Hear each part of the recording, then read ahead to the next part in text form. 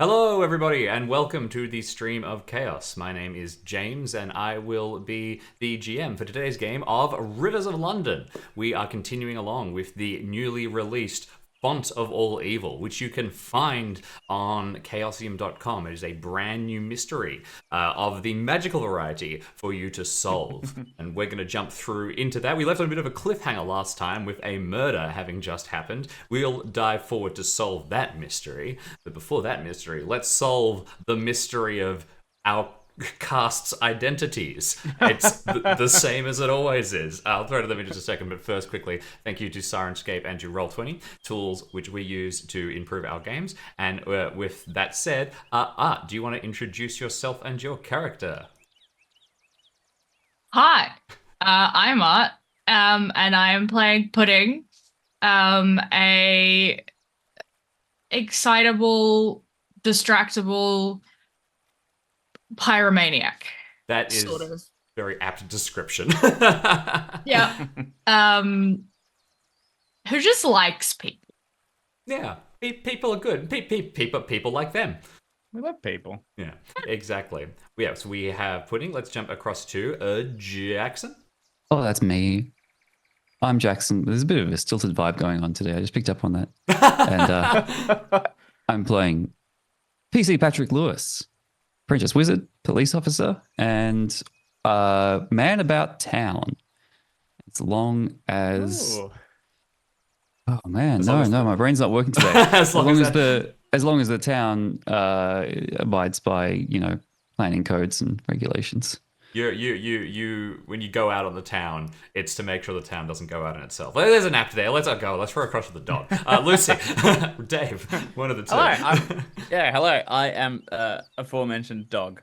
I'm a dog about town. You never told us, Dave. I'm enthusiastic about solving puzzles and chowing down. Yep, all good things. And that's all I have to say about that. Dogs have a singly focused mind. Frankly, it's impressive. Honest. They're self-actualized. Last but not least, we have Alex. Hello, The cat is once again in front of the microphone. Cats have a singular mind. Frankly, they're self-actualized. Hello, I'm Alex.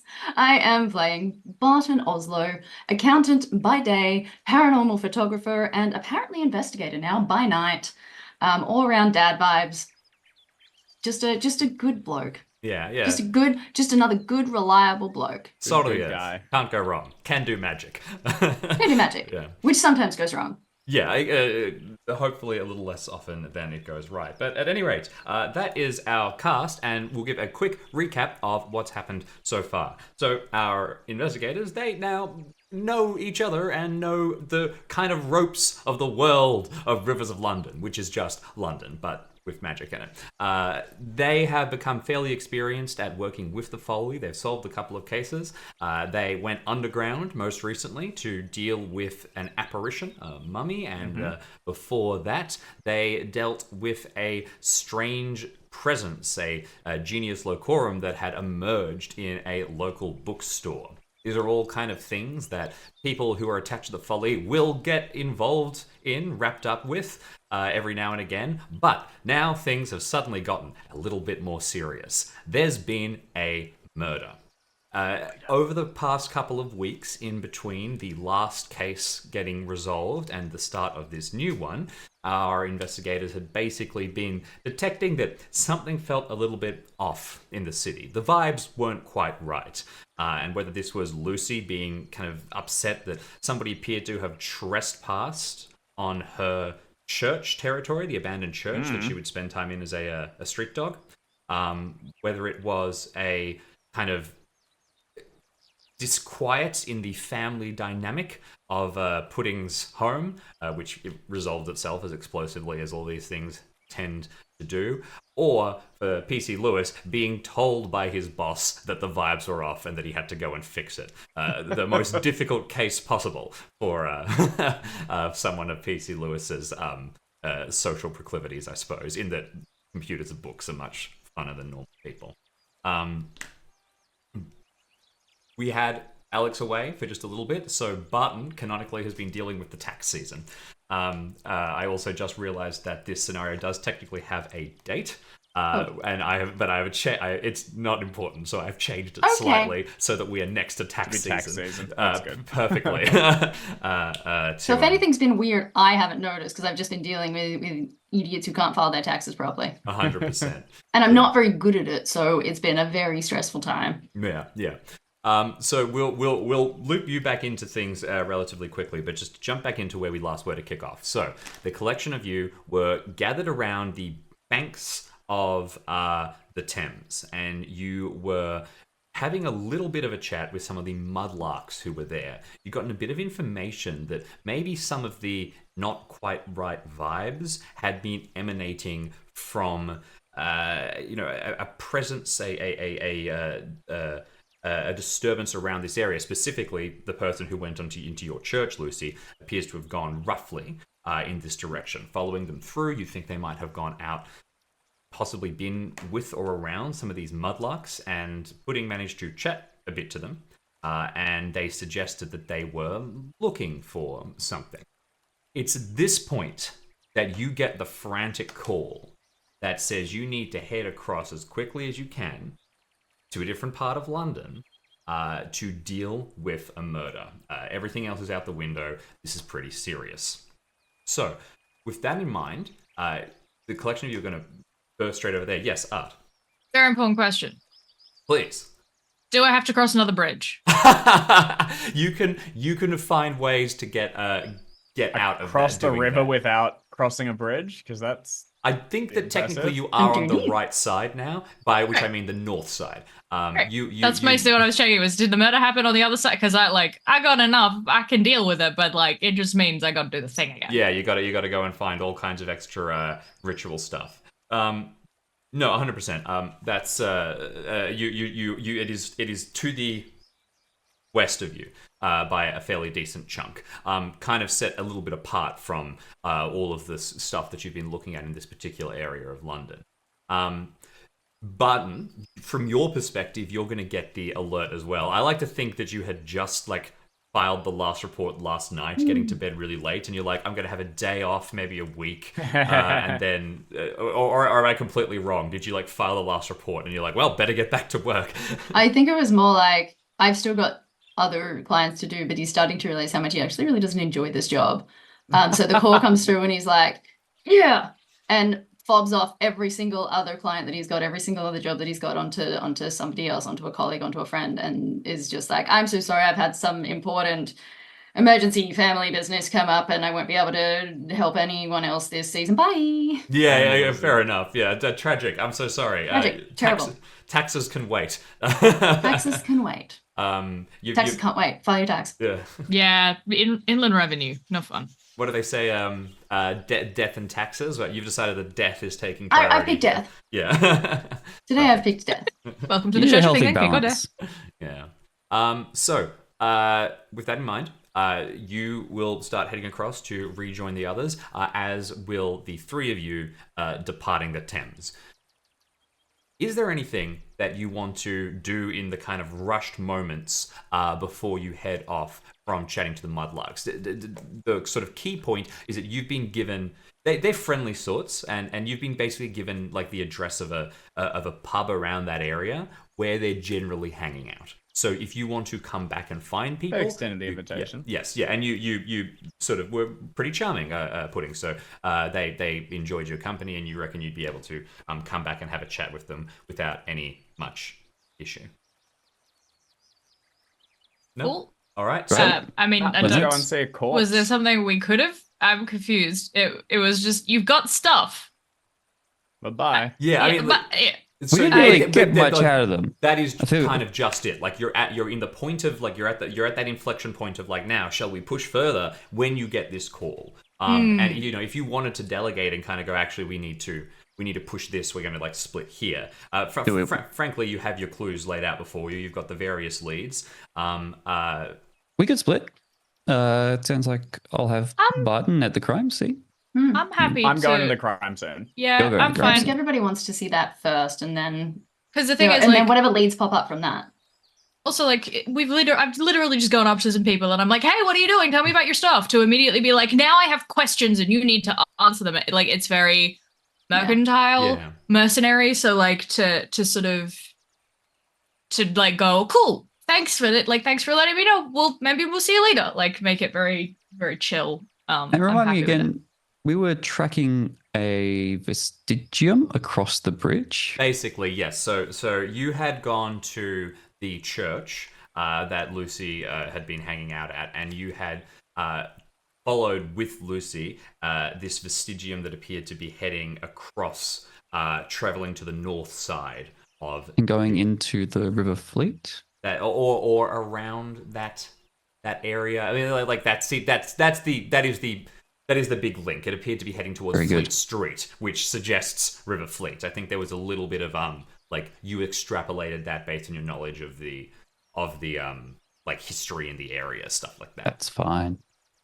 Um, All right. I believe there's been a murder. okay, yes. So rushing away, then you are heading towards Ealing Borough. On the like a good chunk west of where you are. You all have been Foley consultants for a little while, and PC Lewis, you've done police training. You know, this is part of the job.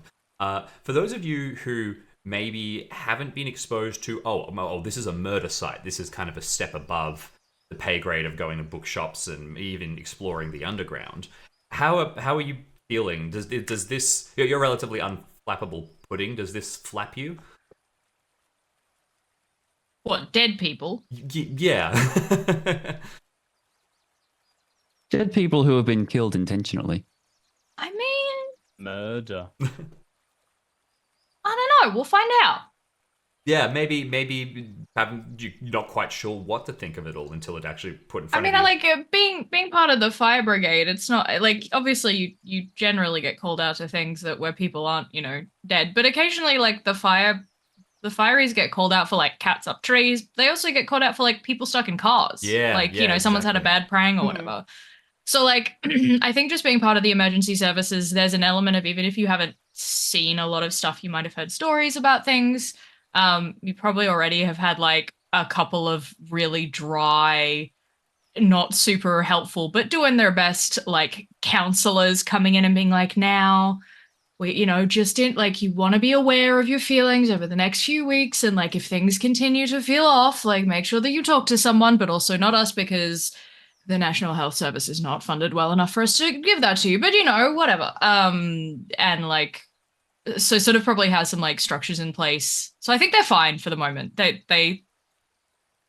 think they will be fine. We'll find out. Okay, perfect. Barton, any I think Barton's been around the block a few times, and it is a bit confronting to be right in front of a murder, but at the end of the day, I'm an outside observer on this, and really got to pull myself together and make sure that the family, the civilian. Well, I mean, I suppose I am a civilian, but less and less so these days. Are are the ones being taken care of because I've got my support network, and I've just got to make sure that they have theirs. absolutely the civilians in a non-magical sense. Yeah. I It's will- always tragic, of course, and I've probably seen an accident or two in my time, but yeah. Murder's new. no, totally. PC Lewis, I did kind of throw you under the bus there. Did you catastrophically fail every encounter that you had with anybody who was or anything like that, or do you take the training for like dealing with crime scenes of this nature as seriously as everything else in your work? Very seriously, but as with many things, I think now that Patrick is running into the more practical side of policing, the theory and the practice is very different. So I think he knows what to do, but he hasn't done it a lot. Yeah, that's entirely fair. Lucy, bodies smell fun, so I guess you're It's pretty kind of neat. Yeah, Just happy to be in it. Why not? Yeah, I think she can tell the difference between like, bad death and good death to a degree. But I think she takes this as a job. I mean, this is very much what she was trained to do. So like, she just take this as No, something to look into. 100%. That makes sense. So, with that in mind, collection of you head straight over towards the Ealing Borough, and you'll arrive very shortly at a fairly residential area. You are not in London proper in the same way you have been visiting previously. Like, you know, the traffic is a little bit less distinct. This is an area that, while still, you know, very much part of the larger London area, it is not filled with all the same kind of busyness and people, at least not usually. When you arrive at this one street, you can immediately see that something bad has happened. It's blocked off. There is quite a large presence of police, and all of the standard crime scene procedures are being taken to, some of which you were exposed to when you found the remains of Elaine in Going Underground, the last scenario. Now, this is a whole level higher. Whereas then... I'm Elaine. She was Eileen. Oh my god, Eileen. Sorry. You can see why I made that slight... Yep. I did have to pause for a moment and be like, hang on. My what now? Which one's my name? Nope, yeah. Yes, when you found the remains of Eileen, down down in the tunnels. But this is a whole other level. There are more cars. There's several organizations that you know are part of the police unit, specialty crime scene support, things like that. And people are going around. They're already canvassing the area. You do note that there does appear to be an area that has been set out and is like waiting, like a car spot right near the heart of it. And when the collection of you arrive, the news that the Folly team is getting close has already sort of spread. And you're able to slide right into there. It does seem that people are expecting you, basically. Folly team and his 3 liaisons. 100%. The Grand Folly team. 2 liaisons and pet. They're much more discriminating in what they consider. She's going to bite you now. You are greeted. You speak to a couple of people while you're there, but by and large, the person who has the most contact with you is a woman named DC. I'm going to butcher pronunciation. Natarajan. Natarajan. I looked up the exact pronunciation beforehand and then promptly forgot it as soon as I was called to actually say it. At any rate, she's... How's it spelled, sorry? Let me get the exact one to make sure that I haven't scrolled my notes as well, because that would be even more that would be quite funny. Embarrassing. That's the universal note-taking sound, by the way. Yeah, You'll recognize that's it. just the sound that goes through my head. Kind of just Always. yeah. You've essentially all got times. a variation of the Benny Hill theme running through your head At all You times. don't have that? Does everyone not? And Really, I have the Camino Burana. Yeah. I want to meet somebody who has the the waltz from 2001: Space Odyssey in their head at all time. I feel like that'd be an interesting sort. Natarajan. Nata Rajan. Nata. No, yeah. Ajan. Nata Rajan. Yeah, woman of Indian heritage, and she's there, greets you all, and basically seems to have drawn the short straw in being the one that is going to have to talk to the collection of you, but is Sorry about that. yeah, but is polite enough. And as I mentioned, there's a car space that's been laid out for you. For all of the weird reputation that the Folly has, you've done pretty well over your previous adventures, and the last time you had to get the sort of the Met really involved in stuff, it all went pretty perfectly, because the mummy that you had to chase and everything you dealt with, all of the procedures were followed. You couldn't go much better, all things considered. So as you approach, she nods, greets you, and goes to explain things. Basically, so, in broad picture, and feel free to ask questions at any point. But she says, so it's the matter is there's a man in the an individual in the house over there. It's it's an apartment set of blocks technically, but they all have kind of their own unit. 64B Edgar Marsh is the individual in question, and they the coroner's taken them, and an autopsy will be performed. Neighbor reported found the body and is around. Happy to speak to him if you'd like to. It was off. You walk into the house and you can immediately see there's books and things like that. Some of the high-level training that we do about, well, all of the things that mean that we need to get in contact. Enough boxes got ticked, is what I mean to say. Could you go through those for us?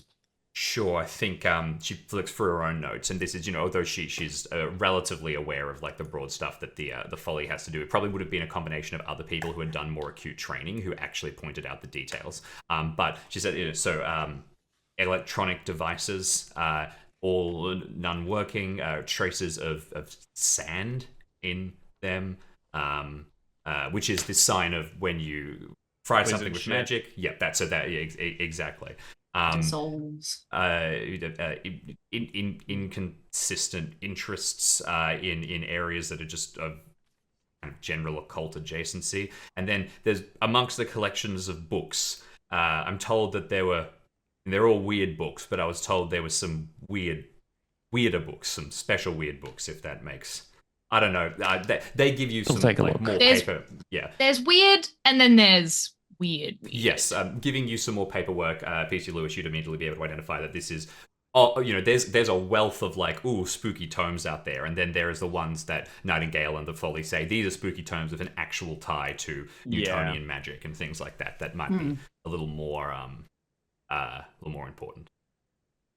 Has anyone conducted an IVA already?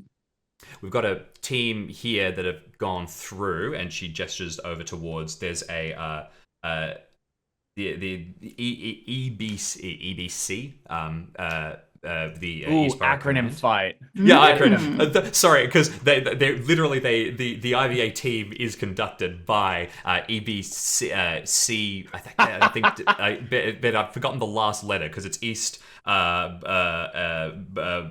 Ealing Borough Command, and then I forget if it's center or if it's administration or something like that. But yes, they've gone through, they've done an initial look, they've taken the body and everything like that. There's an autopsy that is going to be taking place. Oh, you had vestigial assessment, didn't you? There's actually... Quite right. Sorry. There is an IVA team here, which must be in reference to something else within the Mets procedure, because I had about a million different things. Sorry, I'll have to go through my acronym stuff, and I'll find it while as we continue. Very good. But please, no one... I'm going to say at some point, putting Fully just like elbows Barton and is like, what's an IV? What are they talking about? What? I have... Love, I've got no idea. IVA. I missed initial all of that. Vestigia assessment. That didn't need an acronym. We could just say that. That does not need an acronym. There's no way everything that needs an acronym. It's BOCU, just to be people, East Borough Operational Command Unit, actually. So I got a little bit of details wrong. Well, I'm just going to sit here and enjoy my WTF. Well done. I'm going to enjoy my TEA. Oh, can I have some of that? Yeah. It's just both of us sitting here starting to use 3-letter words as acronyms and just drinking tea. We're like, this is stupid, but okay. We got plenty of time. We can give you. We've got a report on Mr. Marsh, and we can give you the kind of rough details that we've been able to pull together so far. As I mentioned, there's also the neighbor who's happy to talk. You can go straight in, otherwise, if you would like. How do you want to start things off? I'd like to go in and have a look around at least. Okay. And I will do the IVA. Yeah, absolutely. I would like to point out that the man that we're going to see is currently MIA. Yeah, very, very well. PC Patrick Lewis gets the distinct impression that some people are making fun of him. Oh, don't be silly. MEM is just another mystery. Oh, no. Anyway. Yeah, and yes, I am going to refer to the guy as MEM now, which is Mr. Edgar Marsh. Mr. Edgar Marsh, perfect. Okay. Mem. All right, so coming through, you get to you head straight towards the actual building itself. As I mentioned, it's kind of it looks just basically like a cluster of houses, but they're actually kind of part of a larger sort of. I think the technical term is a condo setup, where it's basically a lot of units that all sort of turn in and link together. You head. Are they like on one floor, or is it multi-floor? There's multi floors, but it's also multiple buildings kind of surrounding one of those little sort of like they'd have a car park that they turn into. I think of them as very European. In Like my place. There you go. So you can head right in, and the room in question is on the lower floor, tucked away towards one side. Is anyone going to accompany Lucy into the scene? Dog check. Okay. Yeah. You're I right. will. Barton, you're going to head there. Does that mean, can I safely assume that PC Lewis and Pudding, the two of you, are going to head over and speak to the neighbor? Or I'd be inclined to get some more Yeah, clues from the scene. okay. I think we want to see the scene first, and then go? that can inform what we ask people. Like, I think we need to see it first. I think all of us Certainly. need to want to see it first. And I know that we've but got to wear like putting- the paper forensic suits. Again, Nice but suits, large yep. dude. Looks pretty funny. Looks kind of like the Stay Puft Man from Stay Puft from Ghostbusters, but Nice. not nearly as funny as I assume Lucy The looks. dog looks. Body suits? Is that what they are? Yeah, I think yeah. they're, yeah. That's the fun Official name term. for him. Yeah. So On the other hand, I mean, Pudding could maybe warm up the witnesses with their Literally. charm before Pudding Oh, is I thought you just meant the spoiled by fact that information from the crime scene. I thought you just meant that it's because like I run hot. that too. But yeah, that was my plan. I was gonna go talk to the neighbors. I don't necessarily like.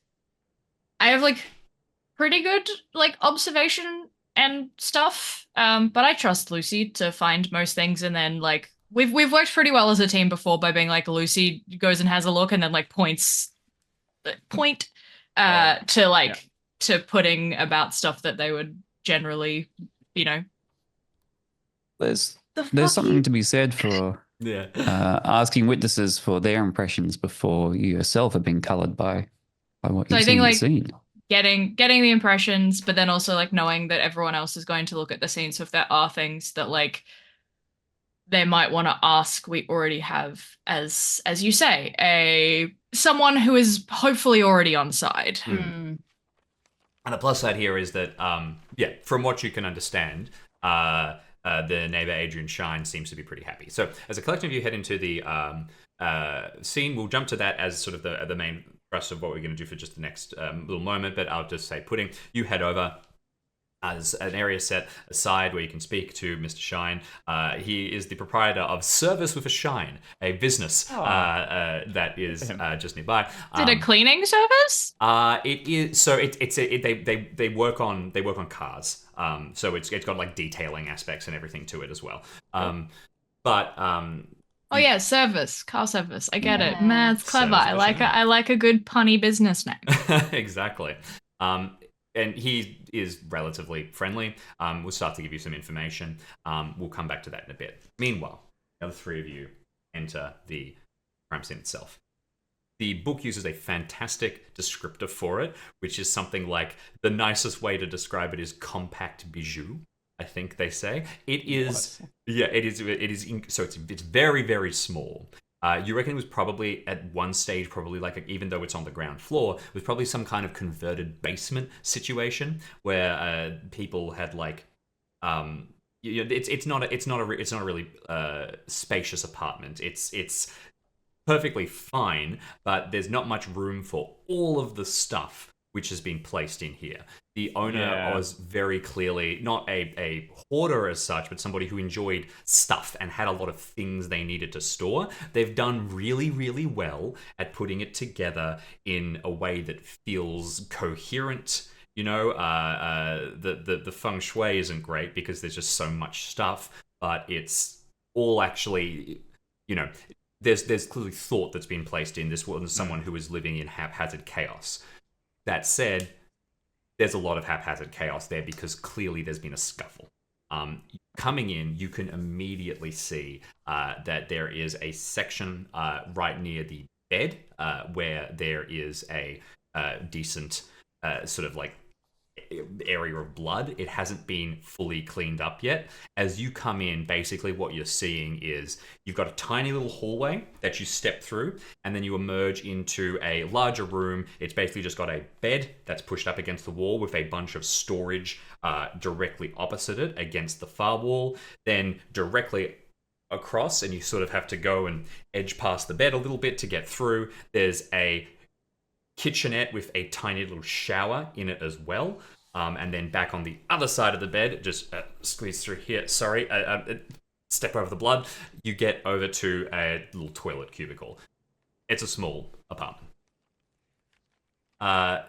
There's quite a few books scattered across at the base of the bed. The storage units are like mismatched. There's like a chest of drawers and stuff that's been pulled off. The bed looks like it's been like it's sort of half made, and you can see some of the blood appears to have splashed across the sheets and things like that. There's nothing immediately here that screams out at you. Oh, in the hallway there's like some coats and boots and like a raincoat sort of thing set up. There's nothing here that screams at you like magic immediately, but clearly that there was enough in the area that it did flag the awareness of other people. So, do you all get through? What's the plan? I assume you're going to start sniffing things, Lucy. Or the rest. Yeah, I mean, I also, just to reiterate, when we got the original radio call, was it that there was a body? It was like there's been a murder. Was that the cliffhanger, or was it just that there's someone's missing? There has been a murder. They have the body. Edgar's Marsh body has been taken already. So they immediately move it, and it goes into the procedures of the that's why like the full BCOU team is here and everything like that. Yeah, you will have the capacity to go and see. You could attend the autopsy and things like that if you. Yeah, it's really a bridge too far for old Barton. Fair enough. You can tell me about it. Yeah. I'm just going to start taking some photos documenting the scene, just because, if you find anything later on that indicates things might have been rifled through and stolen, it's always good to have an after. Absolutely. If you find any of the befores, and while I do that, I'm going to be having a look for, we were involved, we were brought in, so I'm going to be having a look for any books, magazines, notes, that sort of thing that indicate any kind of relationship with the Demimon, practitioner habits, that kind of deal. For sure. Just like taking photos of stuff and noting whether I think they're a bit odd while I do so. Absolutely. That'll be an observation check, which I'll get you to make in just a second. But let's just want to figure out what everyone else is doing before then. Lucy, you said you wanted to do the IVA? I'm going to do the IVA. I'm going to go around and see if I can get any vestigia senses around here, particularly because I got a pretty good nose full of the bloke that was in the church and that sort of like rank sort of detritus smell. So I'm going to see if there's any of that around here. We were also told that there was some destroyed electronics and everything. So if I can find my way towards any of those and see if I can get a good whiff there. Yep, absolutely. I like that. Okay, so that will be a sense vestigia roll from you in just a moment. PC Lewis. Interested in the books, I think. Yep. I think that's where my strengths shall lie. I could see that as either being a you could magic? do magic if it's literally you're going through and looking for like spells. Looking for the actual magic books. Otherwise, I think because it's also like a case of what's an actual magic book and what's research is the other one I could see. You'll get different information from each. I leave it in your hands what angle you kind of want to take. Whether you're trying to get a sense of the totality of this person's collection, or if you get 5 piles of, this is not the mystery, but say you get 5 piles of books on elephants, and it's like where to bury an elephant, what to do when too many elephant. You throw those away and look at the magic book instead, or whether you're actually starting to catalog the entire thing. No, I'm just looking for the magic books and seeing where I could recognize which were the actual magic books, and get a sense of what this person may have been interested in. Totally. As far as real magic is concerned. No, absolutely, that makes sense. So can I get let's get a magic roll from you, and then with sense vestigia from Lucy, and an observation from Barton.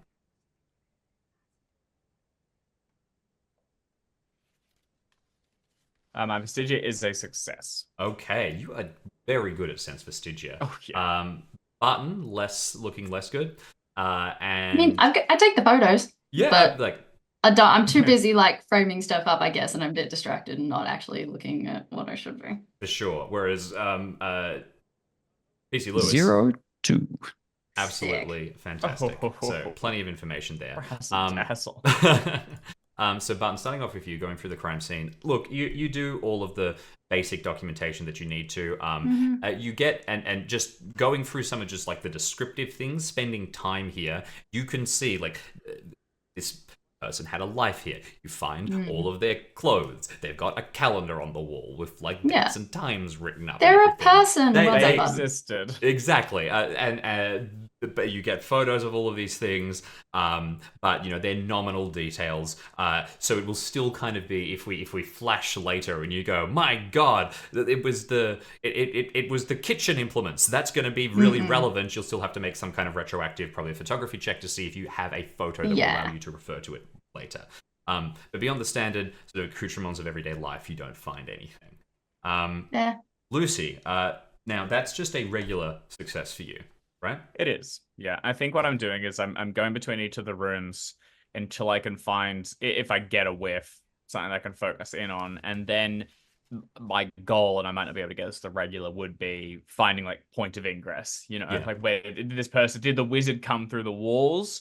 Was the wizard in the bed and probably then the person that like lives here? I guess that's probably my main thing. Was it the person that lives here that cast the spell, or was it someone else that came through? Good question.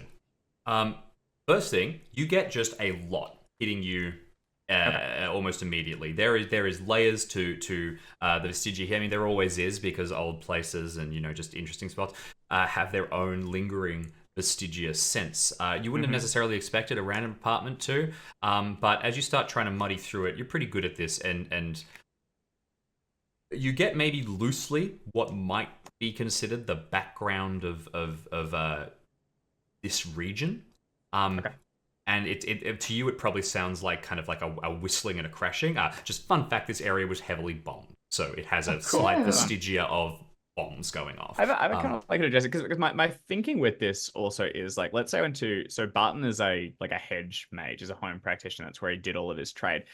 If this person is the one that did the other spells and they were a home practitioner, sorry, long way around. My thinking would be if I went to Barton's place, which I live in, I would get a sense of his vestigia while I was in there, because he does his magic there and that's where he kind of learnt it. If the same is true of this person, I would wonder if I can get a sense that they are around and doing it. That makes total sense to me, and I'm happy to you when you actually do get the full vestigia, which I'll describe in a second, that hits you, you're able to confirm that it is not congruent with the person that you see here. Okay. Whatever came in was a external magical force, and it was not the resident did not have access to this kind of power. No. As for directionality, you reckon came in through the door. Like this feels pretty like, the bed is like there's a tiny like I say hallway. It's basically a broom cupboard.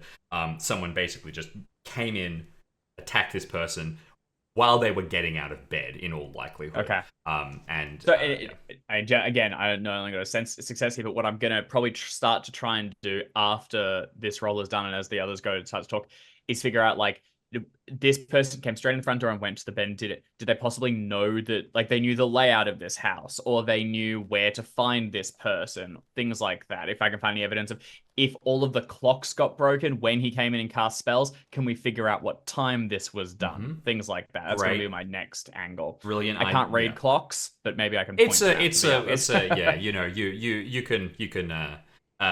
We can flex that for the ability of MGF as you team up with everybody. Another great acronym.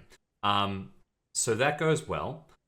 You will start doing that in a second, but the actual vestigia that you do get from the magical presence, for once, it's not just like horrible, the death smell. It's very woody, but wood burny, not necessarily harsh chemicals. It kind of like hot tar, or maybe it's kind of salty as well. It's a little kind of mixture of sort of like heavy, not necessarily harsh, super industrial chemicals or anything like that in terms of like chemicals as a modern setting, but something more like, maybe that like salpeter or something that might have been used on a scale like back in the day. And then with that, there's sort of like a natural scent underneath it, like soot kind of underbelly. That's basically the edge of it. You get no additional layering beyond that and just the background. I'll try and point it out. I'll point it out to the others once I have it, just so that they can have the same information. And then, like I said, I'll start working on, did they know the layout, and can I figure out what time this happened? For sure. Yep, no. All right, so you start to continue and search through. PC Lewis, you start going through this area, like the books, and all of the storage of this person's life was up against the back wall facing the bed, and that would have been where all of the books were stored and everything like that as well. They've kind of been knocked through. Pardon me? Books and paraphernalia. Books and if I may be so bold. Yes, absolutely. Look, it's everything, including like their clothes are there. There's a bunch of cleaning equipment there. There's all kinds of stuff that might be interesting. You cast it to the side. Be gone. You dive onto the books. That's what they got. That's what got the detectives for. 100%. I'm here for one job and one job only. 100%. That's totally right. So you go through and you start to look at some of the material. There is a large collection of books here. This person was clearly a voracious reader. They have a bunch of generic stuff that just sort of covers a lot of fields of history. You also start to get a lot of information about books themselves. There's information about like printing and bookbinding and things like this here. This is somebody who is interested in literature, fairly intensely. There is also a healthy chunk of occult books, including just one or two that point at like, ooh, this is a slight extra attachment. They're stuff that you and Nightingale and the various other members of the Folly would have organized to put on the list of things that, but it's not, if you just got a regular success, it would not be enough for you to glean anything. Fortunately, you go, wait a minute, and stepping back, the pieces slot together. And I don't know what your apartment looks like, PC Lewis. Maybe your friend from the British Museum has been paying visits, and now it's a little less, badly decorated or something like that. But you see through time, the pieces all fit, and you get the I see how this is organized. Suddenly, you know where these books should be. And you can immediately tell that in the occult stuff should be here. Someone has grabbed a bunch of the important stuff and has taken it. And as you look forward more across this was not just a murder. This was a robbery. Something was taken here and something was searched. And it appears to be that the focus of all of it was books. Well, that's pretty spicy.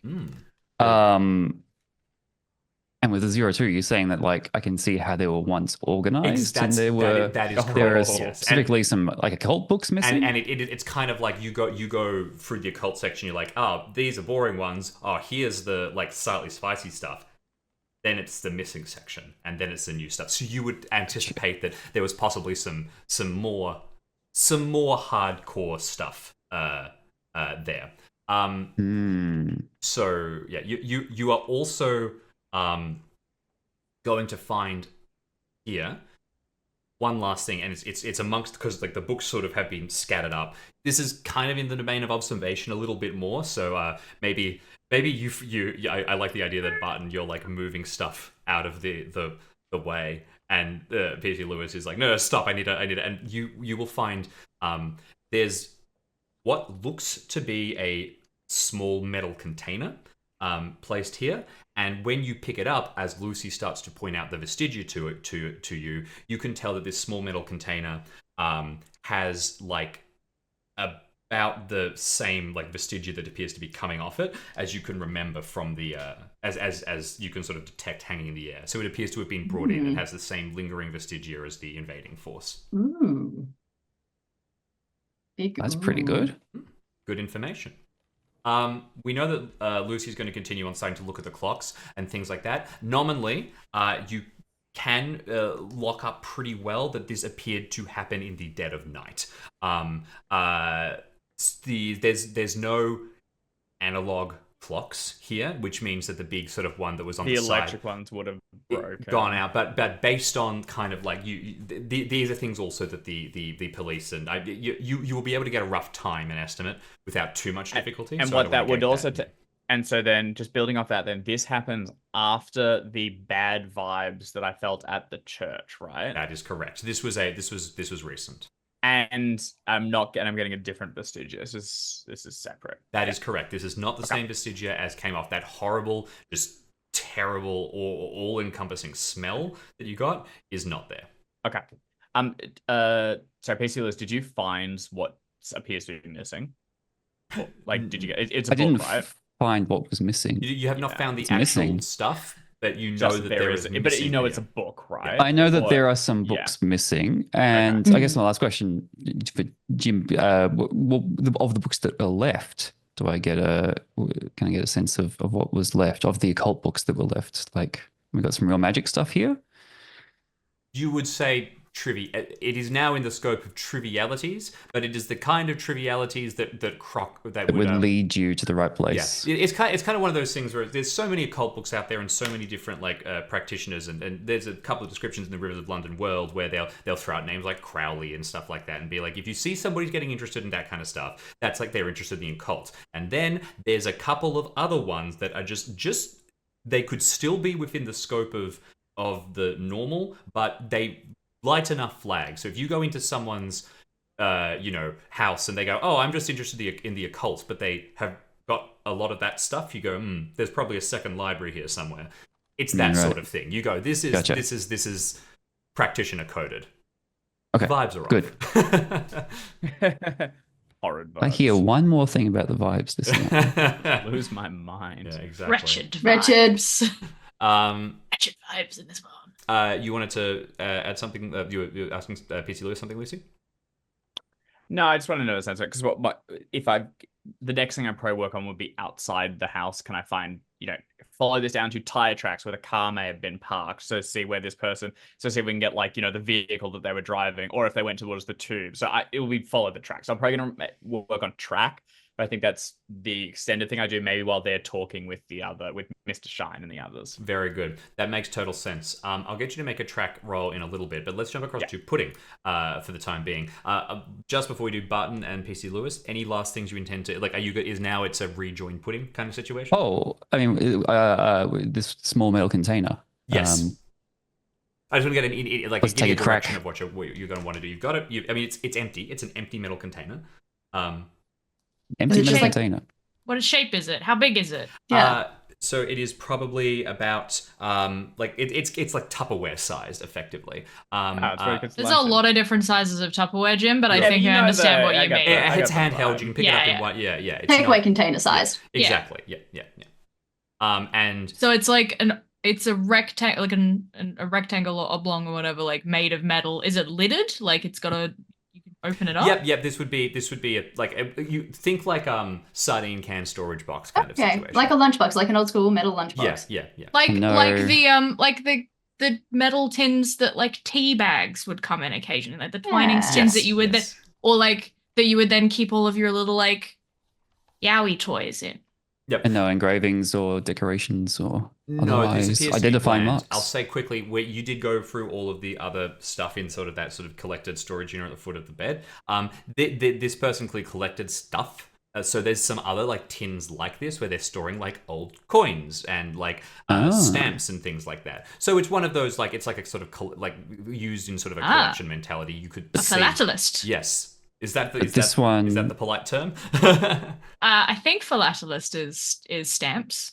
Oh, Correct me if I'm perfect. wrong. But this one has the vestigium or matching the perpetrator. Yes. So I shall bag it and tag it. okay, bagged and Tug tagged. and tug. You grab it, put it through to evidence, and we'll jump across to Pudding. So Pudding, you head over and you get to speak to Mr. Shine. As I mentioned, is a pretty nice guy. Seems a bit shaken up by the whole thing, if all of it. It reminds you a little bit of the fellow you met in the coffee shop in the first scenario. Who all of this is just like has shaken them. Wayne? No. Wayne? Yeah, I'd have to flick through my notes to get it off the top of my head, but it was No, yeah, Warwick. Warwick. That's it, right, because we Warwick. were talking about the spelling. Ugh. Warwick. Warwick. Warwick. But they seem just on edge. Just to set the tone of all of this, can I get you to make a social roll to try and like put them at ease? You're right. You're not necessarily trying to get something out of them here. This is just establishing the tone in general. Does that mean I get my bonus? I was going to say, I think for this specifically, maybe not, because you're not trying to kind of convince them of anything. This is just giving off good vibes. It's also not a critical hinge roll here as necessarily, as much as just what the tone of the interview is going to be, by and large. Bang on the middle number that you can get on D100. It's good. Okay. My social is 70. Perfect. So how do you think you put Shine at ease? What's your like?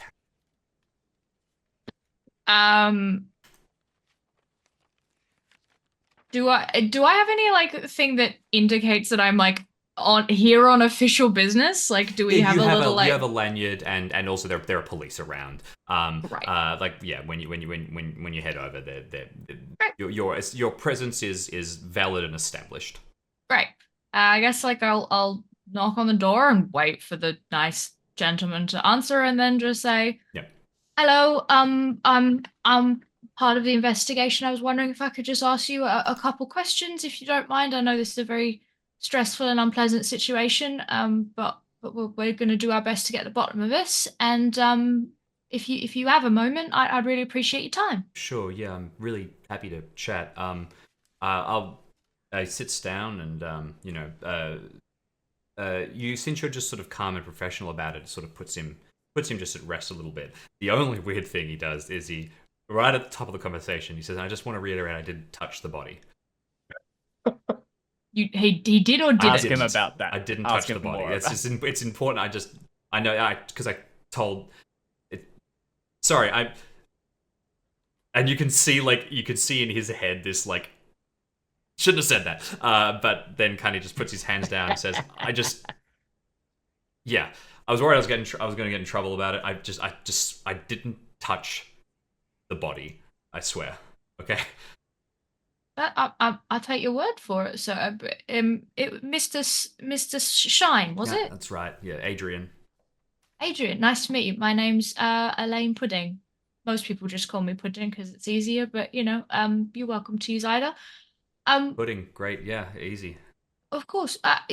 So you were the person who discovered Mr. Marsh. Is that correct? Yeah, that's right. I kind of friendly. So good neighbor. Yeah, good neighbor. Nice sort. I was their door was open when I was coming back, and we neighborly enough that I guess it comes right into their bedroom and. Oh yeah, of course. You see a door open. You want to check to make sure that person's like they haven't stumbled in drunk and left themselves in a right state. It's only a kind and right thing to do. It's very good of you, Mr. Shine. Very good of you.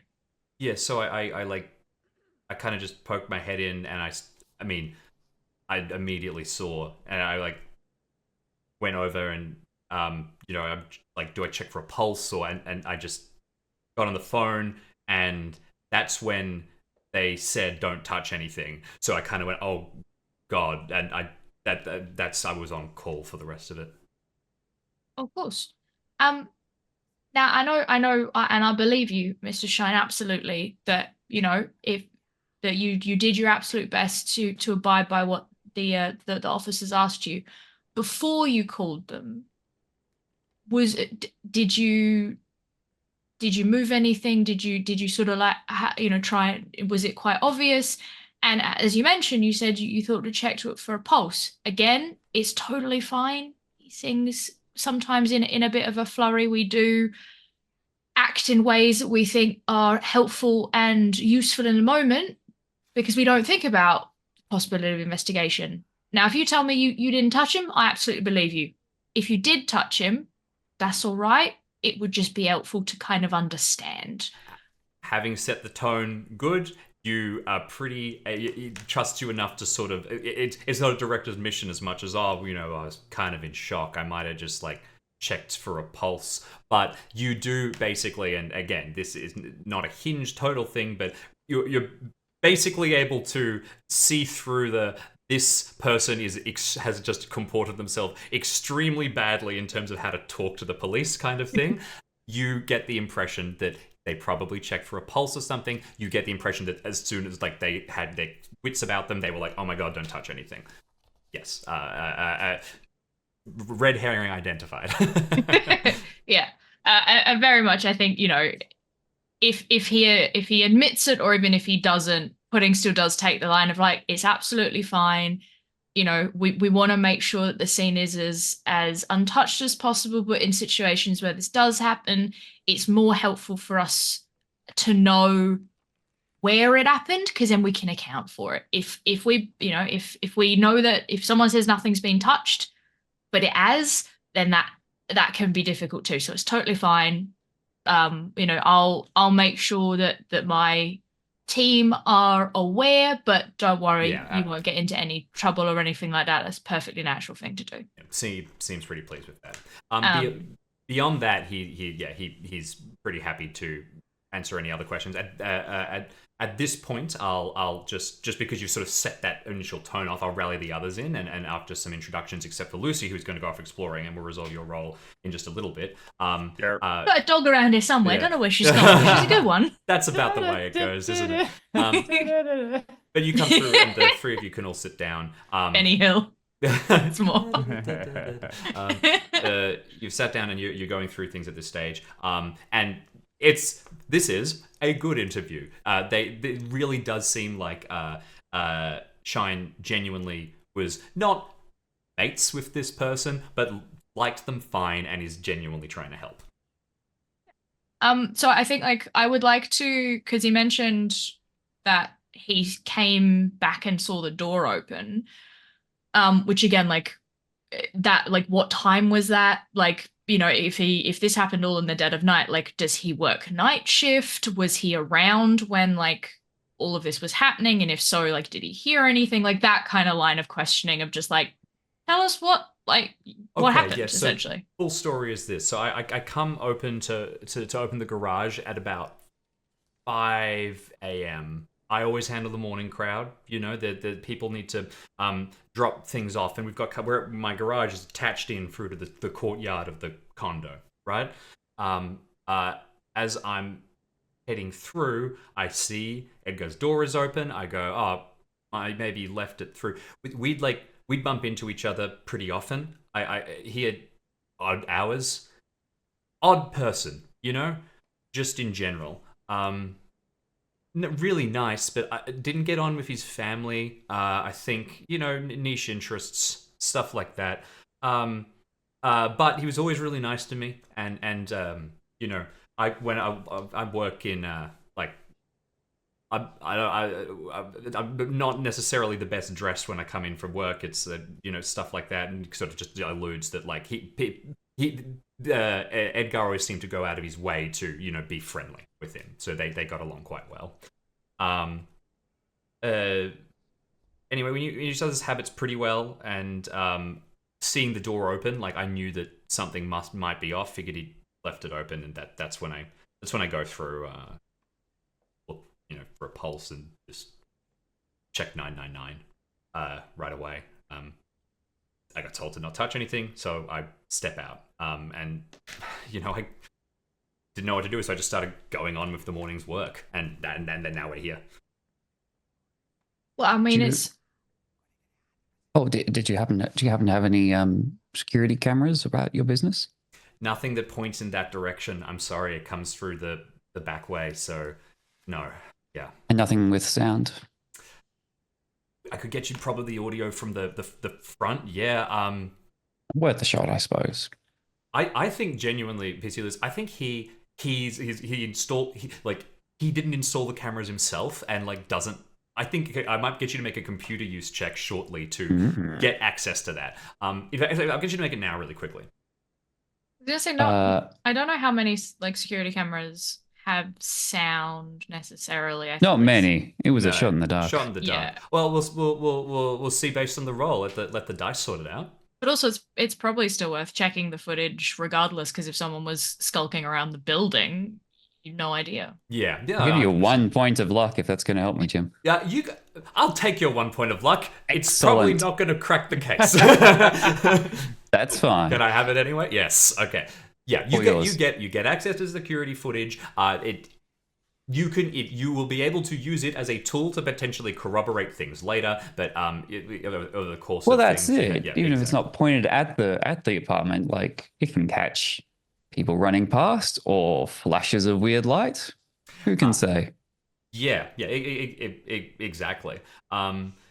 At this So- stage, nothing sets you off about them, and also notably, they're still working. So the aura, I mean, the garage is separate enough that you wouldn't necessarily expect it to have spread that far. But yeah. Actually, that's a very good point. So two things. One, it sounds like this Alice was Alistair, wasn't it?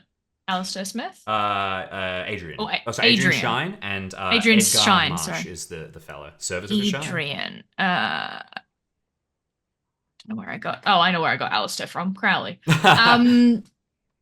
Adrian's business is like separate to his, like, as part of his home. Yeah, so he actually like works in the building. Yeah, I don't live in this area. I work here, but I'm not a resident. Oh, okay. Got it. Yeah. So wait, so this isn't his neighbor? This is just like, or I'm is like the of neighbor is a business. business? I'm here every day. Yeah. That's not a. I didn't say something. I just didn't like lie to the police with that, did I? By accident. It's literally. No. Okay, cool. No, Again, no. just rubbish at talking to police. No. This is more the player going, hang on, wait, is this the neighbor? But like neighbor is in neighboring building, not necessarily neighbor is in living. That is correct. That makes Yes. sense. But also, we found the body. That's always the Yeah, place which to is start. important. Like, is there anything in this building that like, I might just ask him. I'll be like, have you noticed any of your like mechanics or electronics being a bit funny recently? Mechanics or electronics? I mean, no, and nothing. I mean, I repair things as part of my work, but no, nothing out of the ordinary scope of things. Is there a car here at the moment? Yeah. He is working on specifically a sorry. Describe it in detail, Jim, It's for all the a- car people. at home. Let's get some car information here. Make some big swings too. Just like take a crack at the It was horsepower. no, it's specified in the text. I wanted to get it right. It's a silver car, and he was working on beating the panels out. Sorry, did you have to look up silver? I can't remember that. I can't remember the brand. It had a brand, and I can't find the passage. No, it was. I was about to ask Dave to stop bullying the GM, but now I'm all for it. Oh, hey. I'm not service of a shine. No, he's working. Yeah. He's In my head now, like originally I was like, I just have oh, to is it look up going the to be specifics. like, Silver. yeah. Silver. My brain was going specifics. Wait, and so I is didn't this like, touch you know, the car. I promise. is this like a beautiful like Mustang or something like that? And how he's like silver. I'm like, it's a fucking like Hyundai or something. Like it's just your basic. Oh, bitch. yeah, no. Tell us more about your silver. Is it a Hyundai? I Is it found it. Hyundai, I Jim? found it. The brand color in is my it? head was saloon car, which is I don't know why I just picked it as brand. That's so Yeah, funny. yeah, there you go. Wait, what? So what is it? It's a sedan. It's a normal. It's a generic silver car.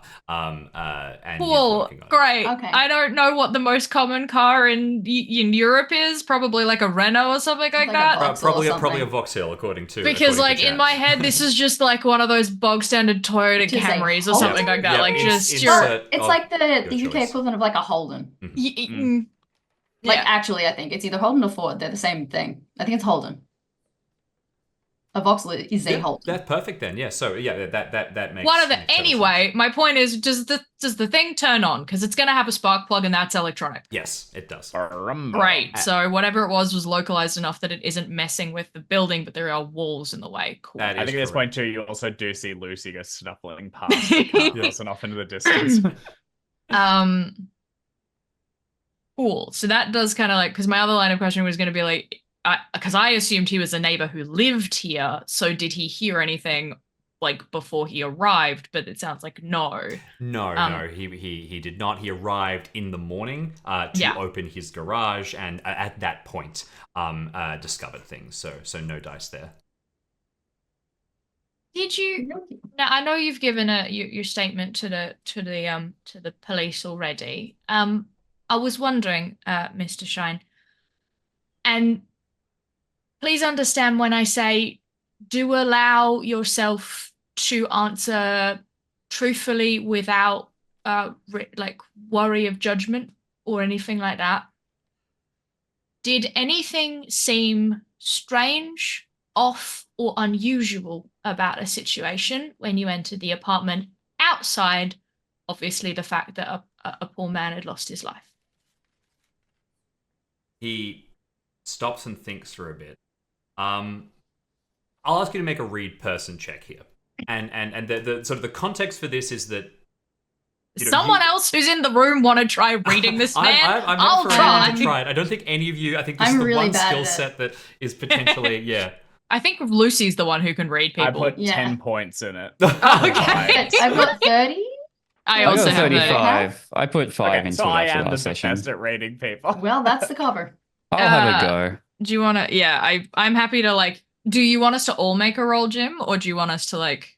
well, just one of you. I'll say like one of you Because realizes I'm happy to something like that's hold off. I'm gonna Yeah. hold like the conversation going and keep this guy on side. That's what I'd like to be focused on. So if someone else is willing Nice. to. Yeah. Hey, that's a. I've no. done it. Okay. Is the that odds. is that a hard? It is. Oh my Perfect. nuts. Oh, okay. That's very out of character. I like it. So the context then for this is you can see him really try. He's wanting to say, he's like, you can practically see him like cataloging every minor thing he's ever done wrong in his life, preparing to blurt it out. But he like hasn't seen anything unusual like that. And you realize that it might be just kind of, well, anything else unusual. And prodding a little bit further, and it was probably nothing. He does remember must have been like a month or two ago, they had an inspector from the rental agency come through and do like a building inspection, and he was a weird, really intense, really well-built guy, and he was a bit aggressive, and he only seemed interested in doing an inspection for the Marsha's property, and then bug it off. Didn't leave a name or any kind of identifying information. No. Were you able to verify that he was from the agency? I should have. The agency is just around the corner if you want to head over there, but Newland Muir is the name. But I'm sorry. At the time I was what a No. Also, I no didn't reason want to to think cause any otherwise. issues. Like you don't want to make fusses with, yeah. I mean, all people who go into real estate must be a bit odd. It's not exactly the most moral or ethical of professions. Well, this guy gave real. The vibes were off. I'm sorry, Jackson. That's all right. Just really broad-shouldered, thick, kind of like. Did like a He you? came and spoke to you? He came and spoke to you at the same time? A brief chat. He couldn't like. I don't know. I don't know the full situations. He had questions about the property. Any chance you have the camera footage from that day? Sure. Yeah, you succeeded the computer use check. I sure did. I think it is entirely reasonable that you're able to go through and check things. I think that that is now going to be a distinct. It's going to be an observation check at this stage, watching hours of CCTV footage, because it doesn't exactly have the date and things like that. And you're gonna, I presume, you want to cross-reference it with like the material Also, that you had of the night probably and see everyone who takes went a little past. while to get because like most of that stuff is probably not a white, but like you'd have to go to whatever system it's backed up on, if it's backed up at all, which one would assume a month ago probably is fine. If you're getting older than that, it might start to overwrite, but We're it talking about depends. a day or two to get it and review it and find the guy. Probably get it within the day. It'll just take a while to review. Yeah, exactly. Mm-mm. It just kind of within the distinctive, like, as someone goes and does research on any leads that you might have had, this is the point where somebody might say, well, I do that bit. I just watch, you know?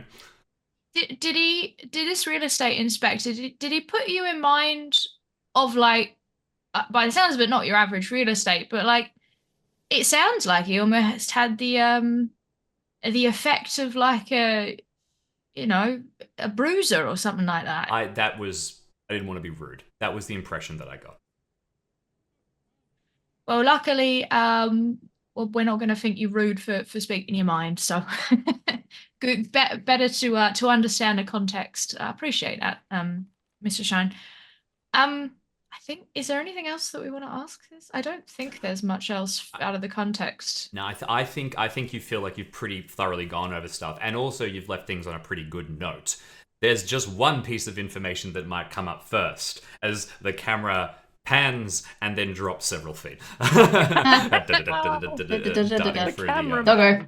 I will like just note, like, as we're going to move away from that scene, I will give him like a contact number either for the folly or for like myself or whatever like ability we have, and just say, if anything else should come to you about the situation, either, you know, of the evening or like about this real estate gentleman, feel free to let us know. Obviously, totally fine if nothing else comes up. You know, your brain might start telling you things. It's fine. But anything else that comes up, don't need to look for it. But if it does, let us know. I'll do so. Thank you. Yeah. So being very clear, like, there is no obligation to find more, because when you put that on people, their brains will create more. Yep. And it's like, we don't need that. But just like, If anything else comes up. comes up, if you, or like, also if anything should occur around your business that you have concerns about regarding this, please let us know. Like, we want to make sure that you're also safe. And actually, I probably would also have the number for like a counseling service on hand, because again, like, that is a pretty common first responder thing, and out of all of us, I'm the one who works on like an actual first responder thing.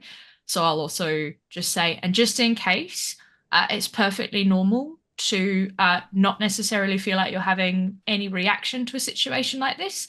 That's fine. It's not expected that you definitely have one, but if you do start to feel any particular way, and if that doesn't shake for a little while, just give these people a call. They'll be able to talk you through it. You'll be fine. He's very appreciative, and genuinely, yeah, good. The Folly conducting himself with absolute professionalism. Not like I've done a handful of first aid and mental first aid courses. Yeah, no, very, very, very well played. Here's how to identify and combat PTSD. Perfect. Now, so as the collection of you then step through and rejoin, first of all, Lucy, darting out, you have the run of the place a little bit and get to explore a bit. I'm going to say that I put an air tag on the professional vest, so not the everyday That's gear. actually but such that a makes good so idea. much. But the net vest, Yeah, so like yeah. the Just tracking professional me. dog harness thing now has like an air tag tucked into it, just because it just makes life so much easier. I love that. that. Only I think thing that's about that, such a good idea. And I think that's such a good idea, but air tags are electronic, aren't they?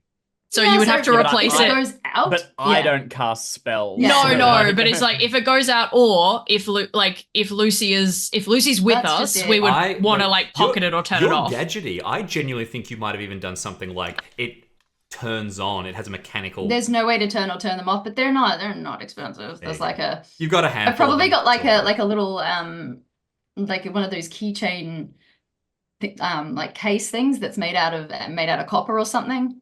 That's just like obscuring stuff. At a minimum, like a little Faraday cage thing Yeah. that I pop it in when I'm planning to do magic. yeah, I was gonna, because I was like, also putting those that they're like innately, they kind of destroy electronics. So probably Over like time. every I buy 'em in bulk. like couple of months, if we've Yeah. been working together for a while, pudding just comes in and like puts a new one of those tags like on your table and just skulks away. I It's reckon like, I sorry. reckon I order them in bulk from overseas, and I just have like a box that's of them Yeah. of like 20 at a time, because this way we know where Lucy's going. We don't have to try and find her. Oh, And then if the tag suddenly like goes to a certain place and blips out, we know there's Chills. magic happening there.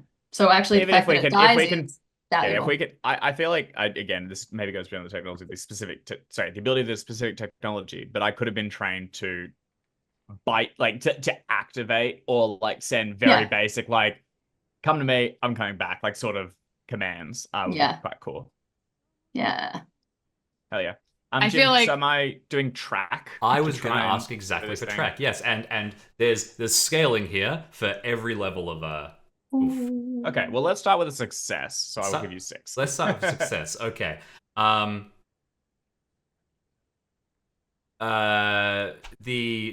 So going out and you start to kind of like have a look around the area. All right, can you track distinctly where that vestigia presence came from? And you've developed a little bit of a like a skill at that. You go out, you have a look through the car park, and you really don't feel like any of the cars are giving you anything. You're just sniffling around. You pass by, back out into the police cordon, and you're going through, and then find yourself wandering out past the police cordon. It's faint, if there is anything. You get up to the corner, turn right. You've gone like around the block a little bit now, and you keep sniffing along. I think that just scene-wise, PC Lewis, you probably noticed that you can see as you're getting the security camera footage very distinctly. Lucy is heading along right past the view of the camera footage, as if someone has passed right along there.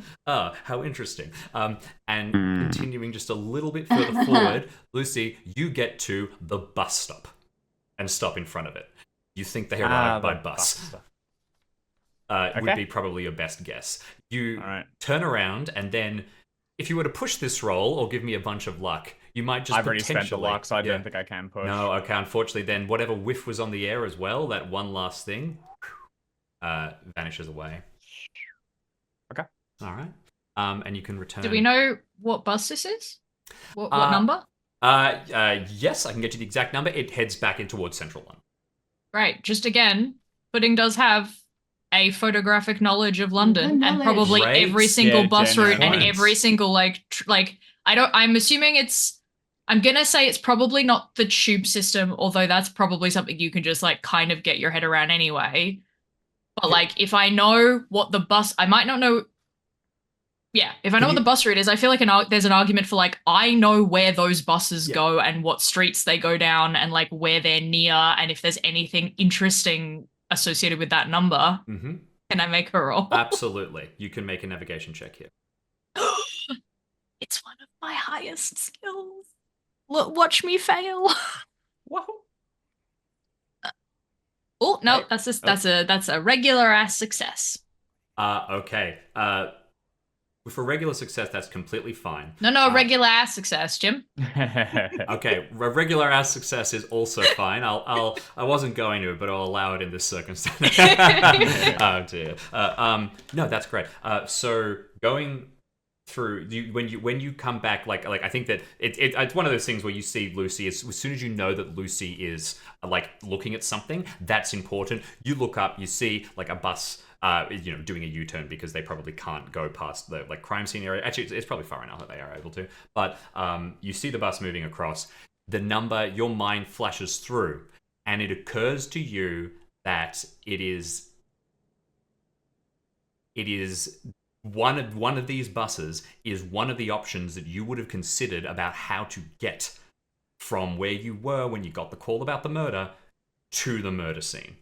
This is like part of the extended route that you sort of like from like where we were talking with the mudlarks. Exactly, and and this isn't this isn't near Fleet Street, yeah. Exactly, this isn't the extra node that I was going to potentially mention to you, Lucy. So don't worry about having found out everything. But I think that in the context of this, as Pudding mentions that. Pudding always has snacks on them and has gotten nearby to you, and it's the food suddenly detects the sense memory for you. Back across in when you were like roaming around and searching around the banks of the Thames and near there, I mentioned that there was a pub or something like that had where they hang out. Exactly, and it has just one of the best meals around, and that meal. You can smell the residue, the intoxicating residue here. So I throw it to you. What is Lucy's dumpster diving pride of joy of like you found a feed. What's the go? It's also, is it pub food? Is that what the... Yeah, it would be a pub, but also like I don't know, it could be I'm happy for it to be next to a sandwich shop if you would like to add flavor of your food of choice. I think it's like the full sloppiest like pie and peas and gravy. The whole thing just drowned into just mulch and mush. Following that along, you will be able to find and going through, there is indeed a takeaway packet crunched up in the bin that is connected to Marsh's apartment. So you would suspect that Marsh has Jackpot. been there. Okay. Oh, Marsh has been to the. Oh, Mhm. okay. I missed that. Interesting. Where is Marsh been? Marsh has been The across Mudlark. to the Mudlark area, the Gotcha. section near Fleet Street. Did we find any evidence of him like doing mudlarking? I guess has he got like big boots? Well, I stealthed the description in, but now that you mention it, yeah, there was rain boots and like rain gear out the front in the little hallway area. Going back to there, you can have a look, and yeah, there's. So we get the smell of the like what we've been picking up elsewhere. Yeah. With this now done, you can absolutely yes, you are nigh on sure that this is like mud from the Thames. I heard you say that and made the active choice not to write that down. It was just set dressing. You elected to forget it, to not That's record it right. anywhere. There You are can't other pieces make of me. set dressing that have clues at them. Very cunning. You want to Okay, explore well, more at set this dressing, point, or if are I you was good and playing a done? video game, I would go back and stare at everything in the apartment until I understood. Would but you like that's to not. push your observation roll? Basically. No, I mean, because again, pudding is not like that. Pudding is like, ooh, shiny thing, let's go. That's dope. Okay, so possibly either like has spent time with the Mudlarks, has done mudlarking separately to the people we met, has just been in that general area. Could we? Weird question. And this is actually probably a question for PC Lewis. I'll just be like, Lewis, what's the procedure for absconding with evidence from the crime scene? There is no procedure for that. We I don't think do that's it. stealing from the Okay, but police. what happens if we need to show the evidence to someone to see if they know what it is? Do we have to get them to come into like the What do you need? What do you want? tin? What do you want to take? The tin. The tin. Yeah. container. I'm wondering if there's Can we- any can we, information like- about this in the Rivers of London You would be role-playing able to game request. book. You would But be able to there's like- request there's like evidence something- as part of being Yeah. able to pull something in. So like call you it could it would be the- taken to the folly. It would have to be treated and maintained with the evidence chain of custody steps. That's what I was but thinking you of, yeah. have people at the folly who can do that for you. So it's you don't pocket this as much as you go. I need that, and it's my job. I'm allowed to say I need that, and and someone says, okay, I'll write all the paperwork so that you can get that. Right, because I would like to show that to some people and go, hey, I found this thing down on the Thames. Mhm. Have you seen something like this before? Do you know, like, is it just a piece of junk or is it cool? What do you think? That's going to be my line of questioning, or just being like, someone gave me this and it looks cool. What do you think? I don't know. We'll work it out. Yep. So no, yes, there is a procedure for using the evidence in the course of the investigation. Great. There's not a procedure for just taking it and walking Well, out. Pudding point. doesn't really understand like all of the police procedures, so that's the only way they had to ask to be like, how does this work? Can I just take it? What do we do? Yeah. I don't understand. And the result's the same. So, like, the result is still we have the thing, we show it to somebody. So, reasonable. The results for you, perhaps. Yes. Results for others is they end up in front of the town review board. Yeah. So Seems like a you've problem, got a honestly. pretty good look at the area. You could stay here, but you've spent now a good couple of hours here, and it's starting to get later in the day. You've got photos, so you can refer to the crime scene later on.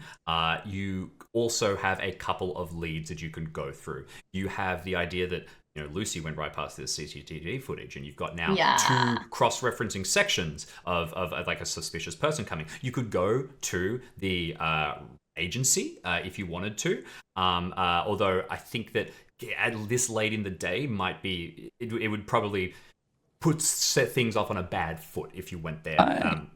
I think we can be confident that the gentleman from a few months back was not, in fact, from the agency. Probably a decent guess. Beyond that, Worth checking. You are, and these are also things that you could potentially check administratively if you don't want to actually sort of like try and snoop around a bit. You've got leads pointing towards the Thames, obviously, and everything like that, the sort of mudlark side of the whole thing. You've got this idea of the theft and the occult books. You've got an autopsy that you could attend, and as more information is sort of coming through, you from what you understand, the autopsy is rather dramatic, and that is sort of one of this like fairly key reasons that they've been so attached on getting the folly in. You did not get anything distinctly flagged, I will say, about that by Adrian, but you could attend the autopsy as well. And finally, you still also have the angles that you discovered from the vibes aren't right sort of last session. Atrocious. Because maybe, and it starts to sort of point a bit in this direction, maybe this thing is all a bit lit. No, really? Who could have guessed? Shocking. Drax.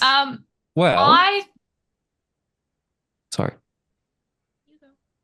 We said we were doing the same thing. We were both doing. I guess do I need to do the trawling through the camera footage, or can we pass that off to the anyone but the dog? Eeling station is? Because I think from like I think usually how these things happen is like the Folly is here to handle the magical side of things, but the investigation on the whole is still a responsibility of the local station. That is true, but also the books are always focusing on PC Grant, I think literally spending a bunch of time going through the Holmes database, literally combing through footage. So I think it's one of those things where like we would give the footage to them so that they could review it for mundane issues, and then we would go and review it for the magical. Like true. You can't give like people who do mundane stuff and be like, look for magic, because they're gonna be like, the fuck does that mean? They won't know what to look for. And if it was a magical crime, I better do it. All right, that's what I'll do.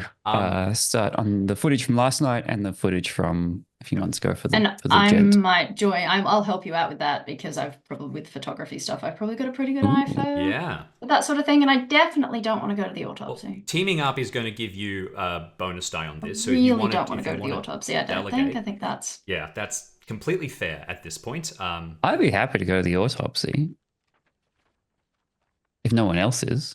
I was not going to. It's also possibly not within my skill set, so I think you'd be I'll great do at that. it. I mean, in terms of like, obviously there is a little bit of narrative stretch push here. Your specialization, from what like Lucy, you please feel free to correct me. I don't want to assume, but is get a sense of the body and the person. I could Vestige, with the idea that the procedures are followed. We don't necessarily go through and say that there's like there is stuff put in place to give you the best access to that in a way that is not like breaking the law and letting you around the body. They don't make face masks for dogs, is what you're saying. But there's stuff that there are things, you sort of like are able to be very restrained.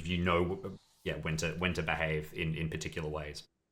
I mean, the alternative is that I was going to be like, hey Lucy, want to go get some tasty noms? Want to go dumpster diving? Because it's getting later in the evening, and this seems like a real good time to go get a pub meal and have a chat to some folks. Yeah. That was my plan. Genuinely, I can go to either. I would probably, the pub makes more sense than bringing me to the autopsy, I think. It would be very funny though. Yeah. It's a bit of it. It would be. And I'm not opposed. I not opposed, but does not have opposable thumbs. So, as they say, perfect.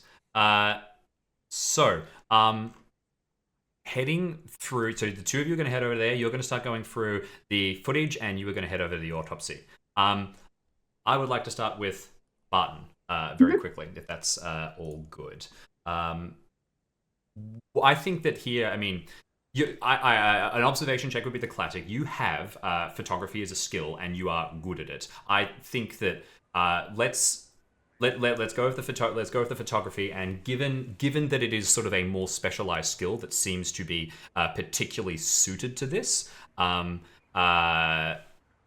like you're going to get some information by default, but you might also be able to get some particular. I mean, videography extra becomes videography or filmography becomes photography as soon as you pause the movie. Well, yeah, exactly. It's true. You just on going through like frame by frame, like pause, play. No, 100%. And as it's just playing, you just can't. That's what you do, because it's like you can pause that frame. You can go, oh, that's like a car headlight Alternatively, going past, but that's a drag- magical fireball. Like drag the thing into a like an editor of any kind, and you will Exactly. just see the frame. To be clear, I meant Single arrow. you have a better skill that like you are closer to it than observation, so you are going to do better Exactly. at this. Like yeah. Exactly. I'm not just looking at it. I'm looking at it as a image person thing. Anyway, We're off assuming we your go. photography skill is higher. than Analyzing. observation. Yeah, that's a success. That's a success.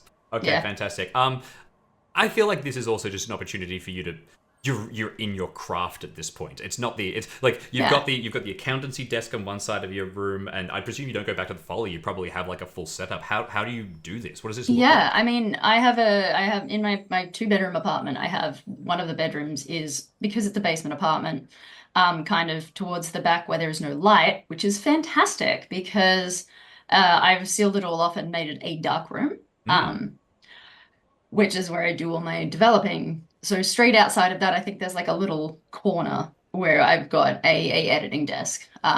Because even though it is, film photography, analog photography, editing still happens even beyond what you do in the darkroom with dodging and burning. Once things are scanned in, I have a really good scanner. I have the only place where I have electronics, and it's all connected to one plug, so I can just like yank it if need be. I've got a DSLR set up for a scanner, so a good scanner. And then I've got some professional editing software for both still and video. I just to be horribly nerdy, because I know the software that uses has sort of like a personality trait attached to it. Like I'm not an Adobe guy. I was going to I use Lightroom for photography, which is an Adobe product, but I only use Lightroom, and then I use Lightworks for video, But which is free, open source, and is Hey. what was used to edit the King's speech. Ah, that's cool. I'm assuming you're also someone who's like, because of the era we're playing in, because I have strong memories of the era we're playing in, you're like, this Adobe, they're doing the subscription thing, but they're still letting you like buy the full version. And so you have like and you're like trying to keep that upgraded and refusing to get on the subscription service. Oh, I'm absolutely refusing. I've paid for it once. It's mine. And I will simply pirate the updates. Absolutely. Yes. I bought this. I paid for it. It's mine. I've had a brain fart and I can't remember the one specific piece of software that I was like, I bet Barton used that. I'll have to remember it and send it to you later. Anyway. Probably. As in like a Photoshop adjacent No, thing? it was a video editing software that was like very boutique, and I had to use it once and it was very irritating. Premiere Pro? No, Premiere Pro is the Adobe it's for one. it's for cameras with massive like amounts of like huge file sizes. One is Final Cut Pro? No, Yeah. this is relevant. Can you tell that a bunch of us did like media studies Yeah. at university? It's a more recent one. It's for But for video- it's for in like Hollywood level cameras. It was But for video, it's Lightworks, which is free, open source, and you can do Hollywood level stuff on it. It just, the interface is just not pretty UX. That's It's kind of like what happens. bare bones. So at any rate, you settle in and you start to go through this stuff in excruciating detail. Going through, checking, referencing. The teacups pile up. Yeah, doing the whole bit. And fortunately, as you start to go through, you start to get evidence. First of all, you have to go through the entire week's worth surrounding the approximate date that you get of this weird visitor. Then, finally, you do get and you've got like a notes sort of set of descriptions that you were told to look out for from Adrian, and suddenly you see this very, very well built individual. They are probably in their they have a kind of I think the very British term for it is like bulldog constitution. Like they look timeless to a certain degree. They're probably not like young. mid to late 40s. Yeah, but really it could be anywhere between there's a certain just like they're anywhere from 40 to 60. Yeah. Who knows? Button is extremely familiar with this. Yeah, well, actually, yeah, it's probably a pretty good analog for your physicality. Yeah. This guy's entirely bald, and yeah, very very intense gaze, and moves around in a way that like is used to sort of coming in and being the biggest person in a space, and therefore feeling like they can sort of ask any questions they want, and very happy to use just sort of being loud and you know.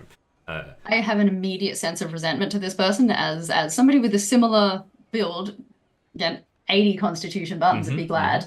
And his if he shaved his head, his hair's thinning now and he dreads the day he has to shave it because he knows that's what he's going to look like. Yeah. And has kind of an almost deliberate way of moving that is the direct opposite to that of trying to be reassuring and kind, knowing that his physical presence tends towards the intimidating if he does not. So there is an immediate kind of this dickhead kind of vibe. No, for sure. And you spot him. Not only that, we just talked about the photo editing stuff. You freeze frame. And suddenly you've got like a photo style. And this is something that, beauty of modern technology, you will be able to send through to Pudding and to Lucy after a while. I can probably do Not that to Lewis. immediately. Sod that guy. Oh, so you guys were about to be walking around in Enhance. the Send it to the bars dog. and stuff like that, where you're pretty sure he came from on the bus, was what I was going to say. PC Lewis? Yeah. Sorry, I didn't mean to be leaving you out. You're No, looking at the full it's all photos. right. I will probably do that It's a thing. immediately. Like that's probably a shortcut that I've got set up since I started doing this. Of like I can just single button export to the other gang, which also prints out a couple of copies. I'm Yeah. assuming You've that also it's got still like one- relatively grainy. Like the Yeah. film footage is never particularly good, but I've like done a bit of work on it. I've probably got a tablet there, and I can like draw in stuff, like kind of combine it with like an editing process that I'm used to using on photos with the still. Yeah. Draw some Print red it, To get print away a couple of from the- copies, yeah. send it through. the getting away from enhance, not a thing you can do, No. but you can Art. make things. Yes, You can do art. Put on cat ears. So you then cross match all of this with the video footage that you got from PC Lewis that he was able to sort of extract and figure out. And there's a little bit of like you co-work here on this, preparing some of the stuff at the Folly and sending it through to Barton before you go off to the autopsy itself, I presume, PC Lewis. But once you go through the footage of the night in question, you don't have any good angles. It's of the street dam outside, but it does have the passage from the bus stop, and you see a fairly large, bulky figure that matches this physicality walking along that direction. Yes, you would think. I mean, it's a across the street shot at night, but if you're looking for somebody who matches that shape, and it's a fairly distinctive shape, yes. Pudding. just because it's a thing that exists in the world. Is it? I would probably text Barton back and just say like, can we cross-reference this with some kind of like police database or something? See if this guy's been called up before, and then might actually like probably breaking a lot of protocol. Text my mom and go, do you know this guy? That's a good idea. There is definitely a police protocol database that you could put this Yeah. through. You could do an image search on it completely. I will come back to the detail of your mum, Pudding, and how that's all going to fit in. But in terms of going through and trying to match that, so you could go through everything from like custody records and stuff like that. I think that this would require ideally I would like a computer use check, and this is something that you have access via the Folly and things like that. This is kind of typically this has been PC Lewis's skill set. How's I don't think computer use is not a skill that you have as a professional skill, right? Or am I completely right? Because it's not one of the basic skills.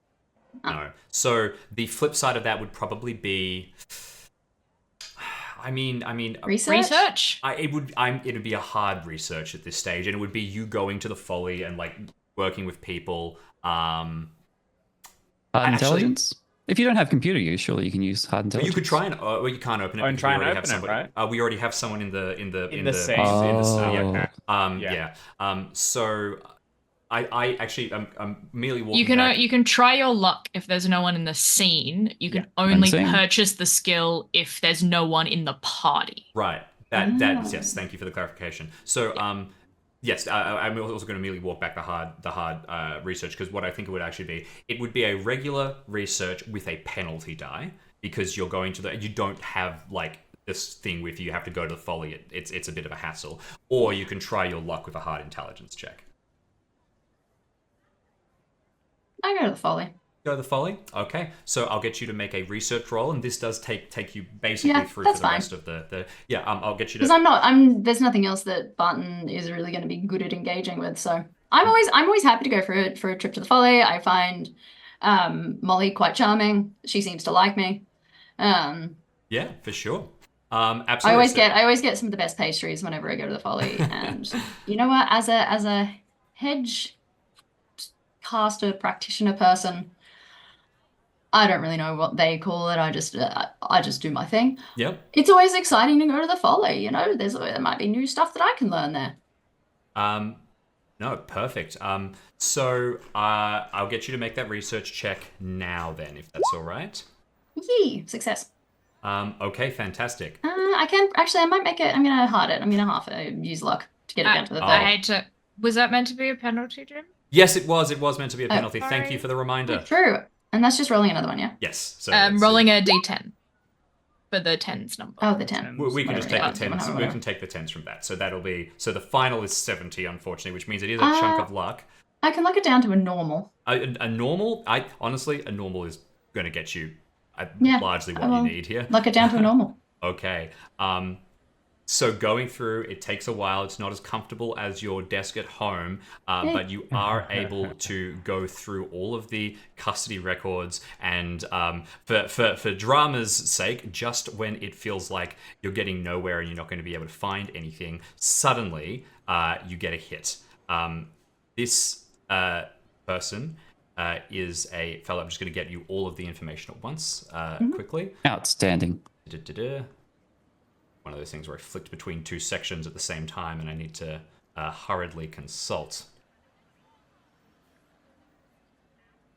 The theme, it's back. It's back. It's back. God damn it! I'll give you the exact precisions later. You get a name for this individual. You also get that they have been in prison because they were part of an assault in 2006. And more importantly, you get what you're pretty sure is a current address for them, and you get their like a bunch of information sort of that has been like collated about them online. You can get an online presence. They run a blog. Their name is Robert Coach. And they appear to be largely involved in collecting. Their blog is about like trading card collecting and like niche jewelry and things like that. A lot of it's like sort of collectible antiques and that sort of thing. I'll get you the exact details of the assault once I find it. How But do you that's the broad. spell that surname? Coach is in like the coach of a team. Okay. Robert Coach. Mhm. Wonder if he The goes collector. by Bert. Probably not. Probably. Well, I mean, definitely. That's usually Albert, not Robert. Robert's usually a Bob. Well, yeah. Yep. Or a yeah. Rob. Or a Robert. Rob. Robert. Bobby. You will also get like he appears to have a publishing company that you can reference, and you'll get addresses with that. I'll have to complete failure of my note record keeping here. I'll get you those final details. The information is he participated in assault. There is a record that this person is like a little dangerous. Is the kind of looser vibe. From your description, Jim, and from the fact that he's a collector of like artifacts, he is putting me in mind of one of my favorite English phrases, which is, "Where did you get that?" "Ah, fell off the back of a lorry." I think that's a pretty that's a pretty good way of throwing it. Yes. Found it, served a suspended sentence for aggravated assault and criminal damage in the last quarter of 2014. Sorry, I don't want 2006 was in my head. He had an electronic monitoring tag because of it. He has your home address as well as a work address for him. You know how you can get there. And yeah, funnily enough, registered there is apparently, or one of the building managers for his building is Lewis. So that's not going to get confusing in the least. Oh, no. As in Lewis last name. Perfect. Anything else you want to do, Barton, or are we good to flick off from? All good. Okay. Let's jump across to Pudding and Lucy, because with an autopsy, we can kind of leave things there on a very spooky note. The two of you How you can make the pub spooky? It's not. It's lovely. It's gorgeous. What's the happy hour, Jim? Tell us the deals. At this Bring time, me What time of year is it? it is Tax season. just tax season. Yeah, but I don't like that's the middle of that's the middle of the calendar year in Australia, but that's like the end of the It's calendar like September. year. Yeah, like, I think. when is it in the UK? The same the financial year year is still financial holds, year yeah. is Okay. hold. Okay, cool. This is definitely what all of our lovely viewers have come to see. Us going, when is tax season in It's the tax time UK? in the UK. Making Jamie describe cars. Oh, Oh my apparently God, April, yeah. but like, so we were all wrong.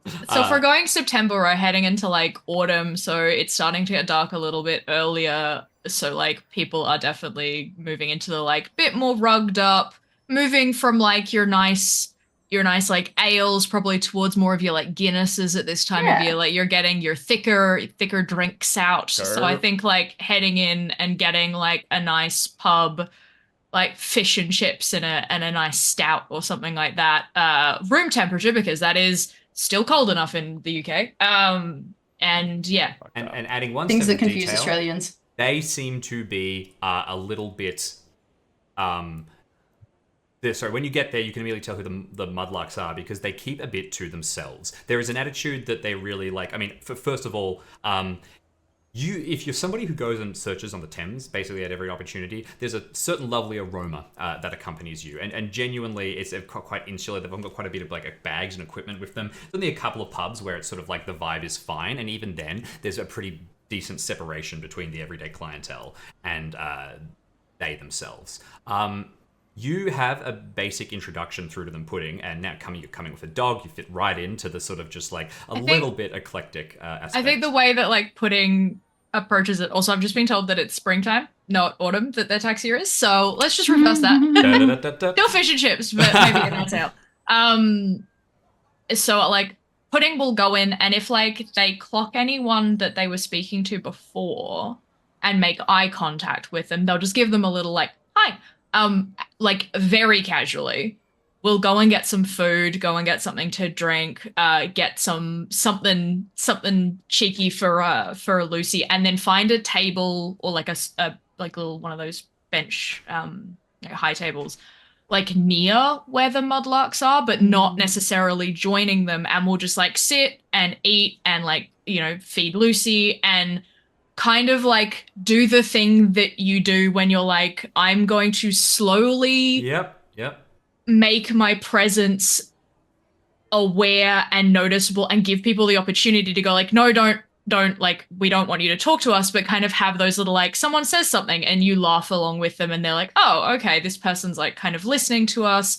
But because they've like acknowledged a couple of people, it's more like, oh, this person just like heard it and laughed because like they know us, so it's not weird that they're listening, but they're also like keeping to themselves and being respectful and hoping to get like a hey, join the conversation or something like that. Like really, you read the room well. I'm totally happy with that. I think that between the sort of fact that you previously introduced yourself and this is more in line of you using your silver tongue. Make a social or a bonus die. While you do that, Lucy, any angles you want to sort of push, or are you kind of waiting for an opportunity for something here? My intention is to, see if I can pick up the same step. I think I've probably been kind of assaulted with smells and sounds. I think I'm going to see if Pudding can point me in the direction of something, and then I will make my way towards it.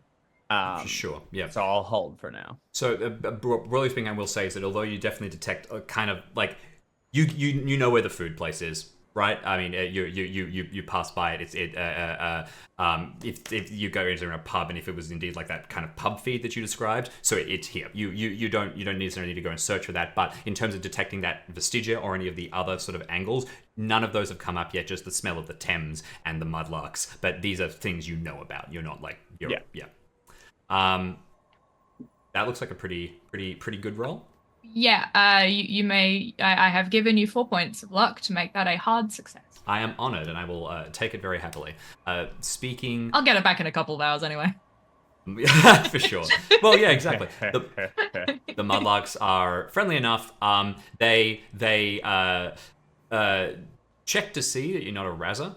Which, fun fact, the book has a clarification that razzer is the term, and then a second clarification inserted by Ben Aranovich himself saying, although razzer is officially a term to describe a cup, it's never used. So there is like layers of I love it. Anyway, they're pretty satisfied that you're not working. At least if you are working with the police, you're not working directly to try and get to them. And they're happy to.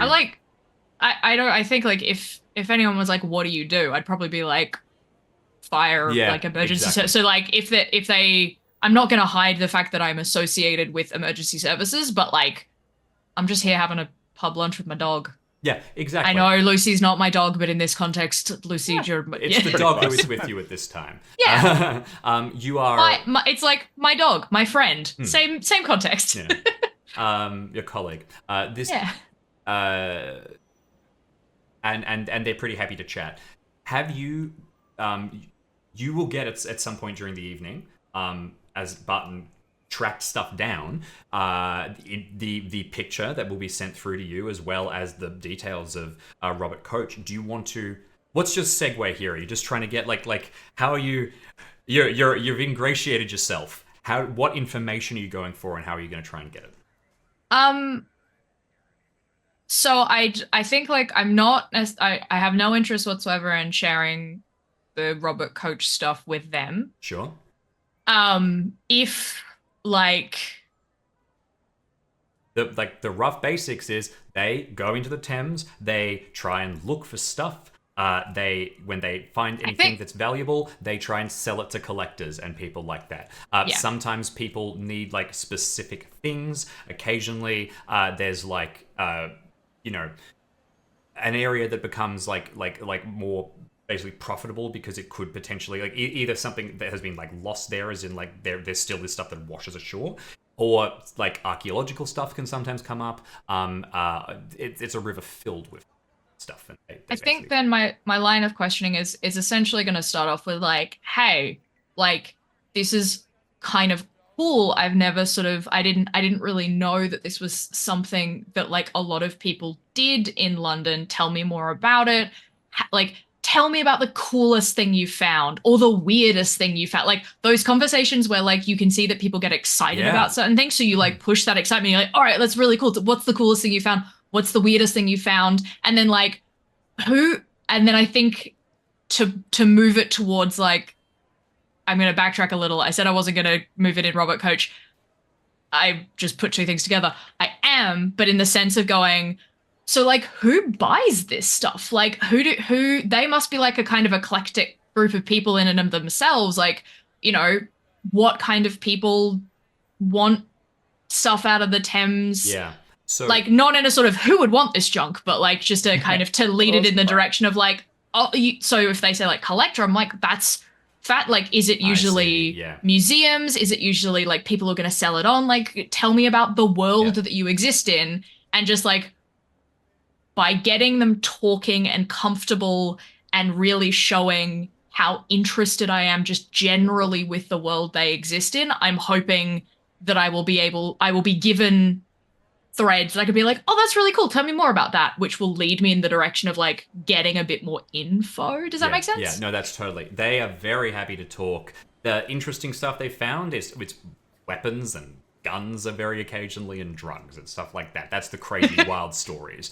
In terms of how they Definitely, like, if someone's like, I found a gun, one, my question's going to be like, how old was it? And two, did it work? Yeah, well, I mean, it's Did it just, work? it's just Did you try it? The wild stories that they kind of find. It's what it isn't is like, I found a weird artifact kind of thing, and it's just like vibes of, the metal detecting is the great analogy. How do they sort of like make money from it? Well, if they find jewelry and things like that, that can just be directly sold to fences, or not even fences. It's not stolen at this point. It is like pawn found. shops and stuff like that. Like, that's it's you are quickly able to dismiss that as a side thing. Sometimes there are people who are collectors and they want certain things found and they'll pay, and yes, they are weird. We are starting to push towards the time of the session will end, so I'll give you sort of just the rough angle that they get as you push forward a little more. They will mention that recently there was somebody who wanted something collected, a big guy, and he's exactly the type of person. They're always a bit odd, but he sucked. He would get into fistfights with people. He had pockets that were extremely deep for buying any kind of scrap metal, small bits of metal, but he was not he was not a good person. Is the vibe that I'm getting that, like, when he started poking around, they were like, we actually don't want anything to do with you, or we'll placate you to make you go away, kind of thing? Like, they don't particularly like him, or they work with him but don't really want to? You reckon that they all work with him, and even if they're like, oh, he sucks, but man, I found some scrap metal and I'd really like 50 pounds for it, kind of thing. Yeah, okay, so it's one of those like, oh man, this guy sucks, but like, he pays well, so I guess we like put up with him. I think like Pudding will lean into the like, oh yeah, man, that sounds like that sucks, like, that, exactly. Really, really just like creating that rapport. But we'll happily just spend the rest of the evening kind of honestly just chatting to them. You have a night at the pub. It's good. Give Lucy a chance to start getting ignored by the bartender so she can wander around and have a sniff at things and do her stuff. What you're definitely able to pick up, Lucy, is just sort of like generally you have a sense and shape of all of these people, and various of the mudlarks will come so and go. if I came across their scent elsewhere again, I'd be like, this is one of the guys who was at the bar. Exactly. Maybe. And or also you're sort of pretty able to determine that by and large all of these mudlarks do not have a connection to the sort of scent that you detected. I think that there might also potentially be a little bit where you could possibly detect that really foul smell that you got last time when you were trying to follow someone from your church. But we'll step away from that for a second just because I want to flick across to PC Lewis to kind of set us up for what's going to happen next with the autopsy. You'll be coming through and you'll meet with the attending doctor. We'll play out the full scene of the autopsy and give you the chance to potentially get some more information next session. But to set the details off, right? The body is, it's defensive wounds. Looks like they tried to take care of themselves, as in like shield themselves from harm. And apart from having hit their head when they fell and the defensive wounds on their arms, the reason that you're called in and that the Folly is very, very wanted to be around is there are a number of large holes, maybe 20 centimeters or so, roughly circular, that start and punch through the entirety of the body, going through to the outside. And there is this strange, like, creepy, almost like tentacly bruising that comes out from each one. It's immediately very, very sinister. Yeah, because that's a bullet wound. It goes it unless they're... I mean, like, usually bullet wounds are 20... Yeah, like, we're talking big. Oh, big. Okay. 20 centimeter diameter is quite big. Like, that's... It's, like, here, like a strap. That is organ stealing size. Yeah, that's... How many? We can count them. We'll get you like let's set it off. Let's set the tone with the role that will come forward for next time. There is a role that you could. First of all, I ask you, would you like to try and take over the events What? medically. If you fail, it gets very bad. Okay.